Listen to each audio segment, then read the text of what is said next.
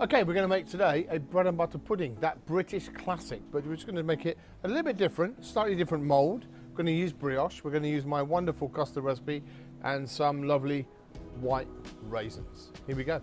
First thing we're going to do, and I'm using this mould, which is a Savran mould, because I like it and I've had it for years. I'm going to butter it really well. Just use the butter, soft, salted French butter. I'm going to butter that really well so that A, it comes out at the end, but B, butter is obviously clues in the name, right? Needs to have lots of butter in this as well. And the butter isn't on the bread like you would classically make with a loaf of white bread, because the butter's in the bread in our version, in the brioche already. So this is a Savran mold. This is the brioche that we make. We're just going to take off the crust of that bread, like so. So we're just left with the actual bread at the end. Off that goes. We kind of want to cut that into strips. This makes nice breadcrumbs if you so fancy. I'm going to cut that into a couple of even pieces and then just cut that into strips, really. Now, I've made a custard for this, and the custard is very simple. And this is how old that custard recipe is. It's a pint of cream, 4 eggs, and 200 grams of sugar. That's how old that recipe is. That it's not even in milliliters. But you can convert that through, and it's in the description below. So just cut the bread first off. Nice even slices. Should be fine. Lovely, let's move that out of the way. We've got our mould, we've got our custard there. Just going to put some more of that inside there. Really rich egg yolks as well. I love that as well. There's a vanilla pod in there. Little bit of nutmeg, that's super important, and I'm going to add more nutmeg because I really like it. We just take our pieces of bread and we basically push them into here like this. Very simple. And we go round and we go round.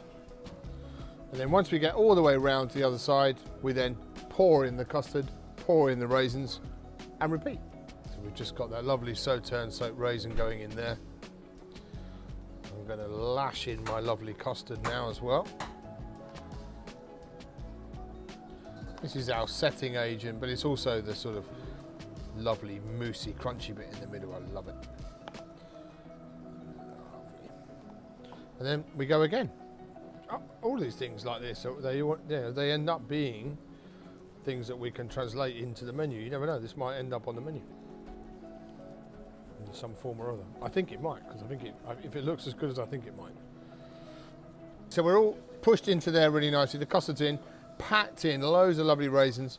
All that custard's in there. I know it's going to set nicely, I think. Now we're going to cook that in basically in a bain marie, if you like. Just water, a little bit of paper on the bottom so it doesn't boil. We're going to cook that at 150 degrees for about 40 minutes. So it's very slow and easy to cook the custard, gently on the custard. And we'll cook that in the oven, and then we're going to basically turn it out, sugar it, glaze it, serve it with nice custard, as you do.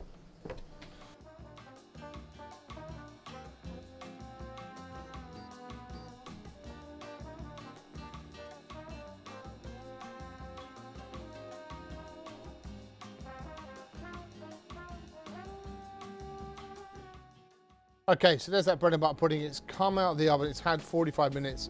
I've allowed it to rest in the bain marie. We're going to take that away now, and we're going to turn it out. So plate on top. I can handle it because it's not that hot anymore. And then we just flip it over like so. Lose that one, and then we just lift that off. Oh, you smell that? Beautiful. Absolutely beautiful. I'm going to give that a little bit of caster sugar. Just a bit of caramelization. It looks pretty nice. Oh, a nice centerpiece as well. Sort of a bit of a nod to France. Bread and butter pudding is ultimately pamperdou in England, so it's not entirely different. Just going to give that a little caramelization with a bit of sugar, and I've made a lovely custard to go with it as well, because that's the right thing to do. The custard recipe is, if you scroll down or if you're on YouTube, you can look up my mince pie recipe with the clementine leaf creme anglaise. That's the creme anglaise that I've used, the same recipe. This could make its way to the menu at Trinity. I don't know, maybe it can. I'm gonna try and gently slide that in the middle. And this is gonna be a centerpiece. And all we're gonna do now is just add the custard. So there's my bread and butter pudding, centerpiece, family style. And this is that creme anglaise I mentioned. Just needs loads of that. Lashings of creme anglaise. Right, what's a portion, Sam? This is for you. I'm joking. I think it should be this. Sam, the cameraman, is dying to eat this. There we go. So in comes the bowl. Look at that. What a beautiful thing. I think we've got a little bit of that custard left over. You know who made bread and butter pudding unbelievably famous was the amazing Gary Rhodes. And I reckon we're having a little go at it with this. This is a winner. Bread and butter pudding, Trinity style.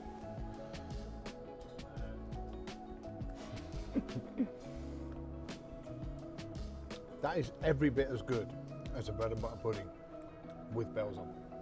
Adam, you need to try this, my friend. I know you're going to take all the credit. Mary. Hey.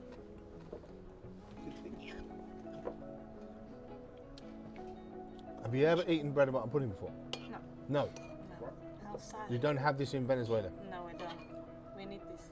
You need this in Venezuela. Maybe you should take it there. What do you think? It's like a very Carbohydrate, fat and sugar. Epic. We should do it for the pastry, like a baby one. I love that. Do you want to take that to your friends? Mmm.